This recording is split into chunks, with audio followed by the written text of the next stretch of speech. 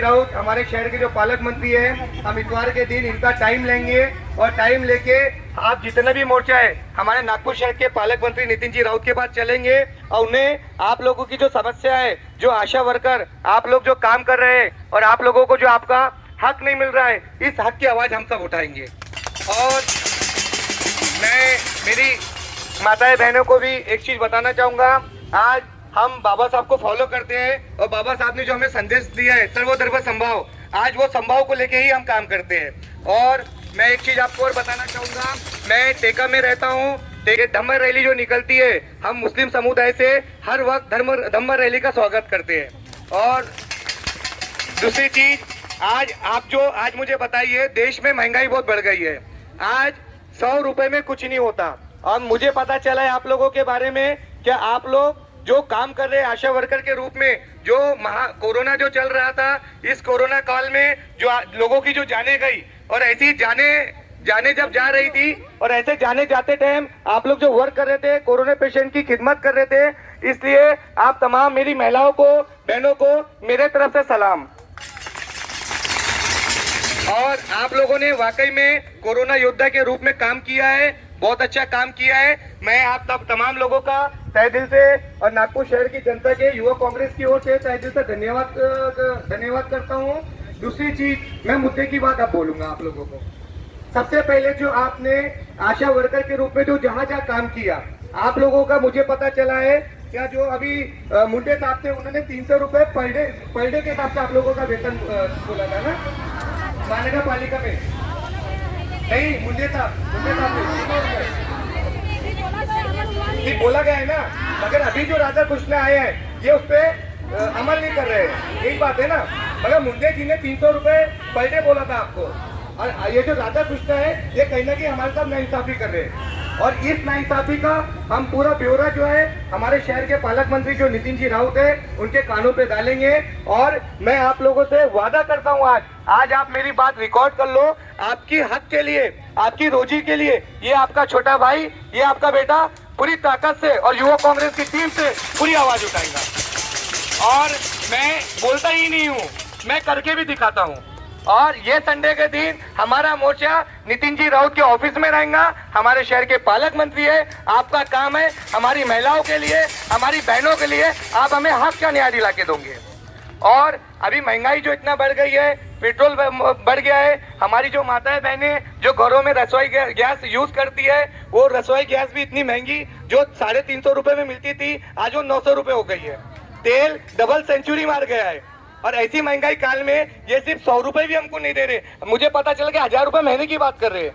आप मुझे बताइए, आज ये रिक्शे चलाने वाला जब वो काम करता है बेचारा, तो कैसा भी 100 रुपए लेके आता है, तो 100 रुपए भी देके तो कम से कम 3000 रुपए महीना जाता है। वो मेहनत करता है, उसके बावजूद खतरा जो मोल उठाया आप लोगों ने, कोरोना के जो योद्धा बने हैं मेरी बहनें और मेरी माताएं यहाँ पे, ऐसा योद्धा काल में ऐसे योद्धाओं का अगर उनको न्याय नहीं मिलेगा तो ये न्याय किसको देंगे? आपका काम है कम से कम इन महिलाओं की आवाज सुनो।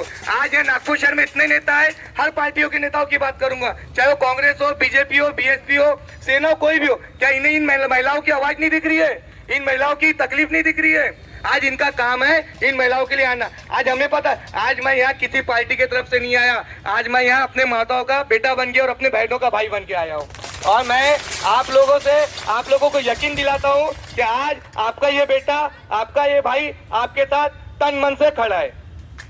बाकी मैं कुछ यहाँ आप लोगों को आश्वासन नहीं दूंगा, जो नेताओं का काम रहता है आश्वासन देने का। मैं आप लोगों की हक की लड़ाई में आपका साथ देके आपकी हक की लड़ाई में जीत दिखा के बताऊंगा। थैंक यू, धन्यवाद। लड़ाई में आप सब लोगों को कंधे से कंधा मिला के खड़े रहना है, ठीक है? अगर हम सिर्फ यहाँ बैठेंगे, यहाँ से हमारी आवाज देश तक नहीं पहुंचेंगी।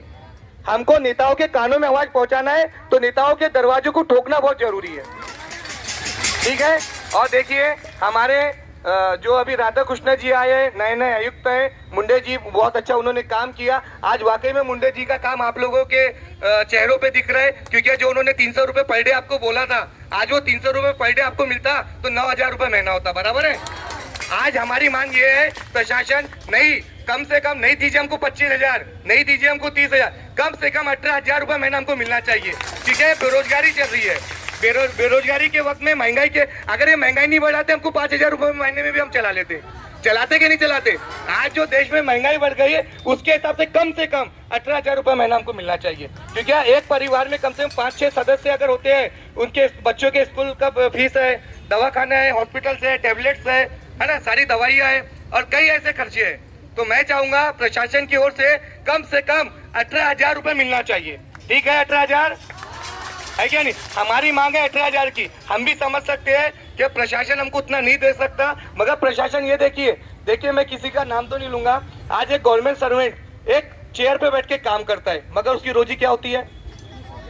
राइट, 70,000, 60,000, कम से कम 50,000। मगर हमारे जैसा एक गरीब वर्ग का इंसान, हमारी महिला, तो प्रशासन सोया क्यों है? प्रशासन सोया है ना।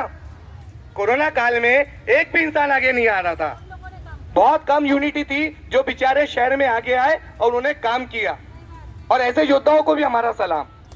और मैं एक चीज और बोलूंगा, क्या आशा वर्कर हो गए और नागपुर शहर के, चाहे वो किसी भी पार्टी के लोग हो, किसी भी धर्म के लोग हो, जिन लोगों ने कोरोना काल में काम किया, उसके लिए मेरी माताएं, मेरी बहनें जोरदार तालियां बजा दीजिए।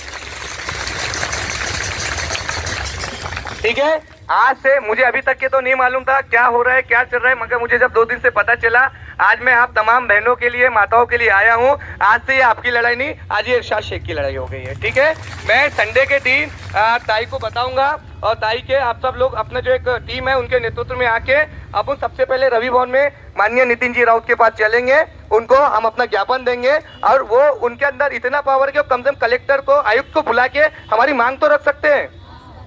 ठीक है, उनका घेराव करेंगे। सबसे पहले अंदर जाने की बात होगी तो मैं अंदर जाऊंगा, सबसे पहले केस लगाने की बात होगी तो मैं लगाऊंगा। ठीक है, आपका भाई, आपका बेटा आपके साथ है। Thank you.